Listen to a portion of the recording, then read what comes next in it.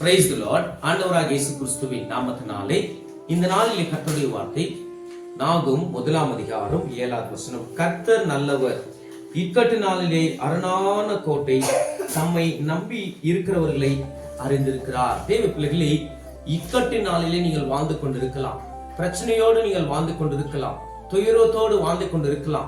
என் பிரச்சனை யாருமே பார்க்கல, என் பிரச்சனையிலிருந்து எனக்கு யாருமே உதவி செய்ய முன்பதாக யாருமே வரல, என்கிட்ட நல்லாதான் பேசினாங்க, என்கிட்ட தான் நான் நல்லாதான் இருந்தாங்க, ஆனா என்கிட்ட பிரச்சனை வரும்போது என்கிட்ட எனக்கு யாருமே நின்று எனக்கு ஆறுதல் சொல்ல யாருமே இல்லை என்று ஒரு நாளும் கவலைப்படாதீங்க. உன்னை ஆறுதலை பண்ணுகிறவர், உன்னை விசாரிக்கிறவர், உன்னை தேற்றுகிறவர், உன்னை பலப்படுத்துகிறவர் ஒருவர் இருக்கிறார். அவர் தான் நம்ம ஆண்டவராக இயேசு கிறிஸ்து.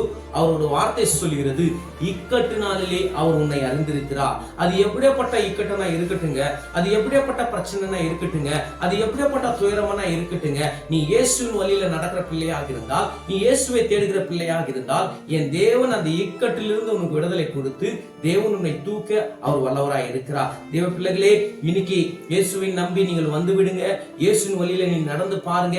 இந்த 2025 வருஷத்துல அது எப்படியாப்பட்ட இக்கட்டனா இருக்கட்டுங்க, நீ தேவ சமூகத்துல வந்து கர்த்தாவே என்னை ரட்சியுங்க, கர்த்தாவே இந்த இக்கட்டில என் பிள்ளைகள் மாட்டிக்கொண்டு இருக்கிறாங்க, நான் இவ்வளவு கஷ்டப்பட்டு கொண்டு இருக்கிறேன், நான் எவ்வளவுதான் ஆண்டவரே சம்பாதிச்சாலும் ஆண்டவரே அதுல ஆண்டவரே நல்ல ஒரு வருமானம் காணப்படவில்லை ஆண்டவரே, எனக்கு சமாதானம் இல்லை ஆண்டவரே, என் குடும்பத்துல ஒரு நாளும் பிரச்சனைகள், கண்ணீர் பள்ளத்தாக்கு, என் குடும்பத்துல வனாந்தரமாக வாழ்க்கை காணப்பட்டு கொண்டு இருக்கிறத கர்த்தாவே, இன்னைக்கு தேவ சமூகத்துல வந்து நீ ஜெபிக்கிற பிள்ளையாக இருந்தால், நீ உன் சமூகத்துல வந்து உன் பிரச்சனைகள் எல்லாவற்றையும் இயேசப்பா கிட்ட சொல்லுகிற பிள்ளையாக இருந்தால், என் தேவன் உன் இக்கட்டிலிருந்து உன்னை வெளியே எடுக்க, உன்னை தூக்க அவர் வல்லவராய் இருக்கிறார். கர்த்தருடைய பிள்ளைகளே, நீ உலகத்தில இருந்து உலகத்தை விட்டு தேவன் பக்கம் திரும்புற பிள்ளையாக மாற வேண்டும் என்று இந்த வார்த்தை மூலமா கர்த்தர் இன்னைக்கு உங்களோடு கூட பேசிக் கொண்டிருக்கிறார். விசுவாசிங்க, ஏமாந்து போவாதீங்க, கர்த்தரை நம்பி கர்த்தரை சார்ந்து அவரை நீங்க வழியில நடக்கிற பிள்ளைகளாக நீங்க இருப்பீர்கள் என்று நான் விசுவாசிக்கிறேன். கர்த்தர் இந்த வார்த்தை மூலமா உங்களோடு பேசினா நான் விசுவாசிக்கிறேன். கர்த்தர் தாமே உங்களை ஆசீர்வதிப்பாராக.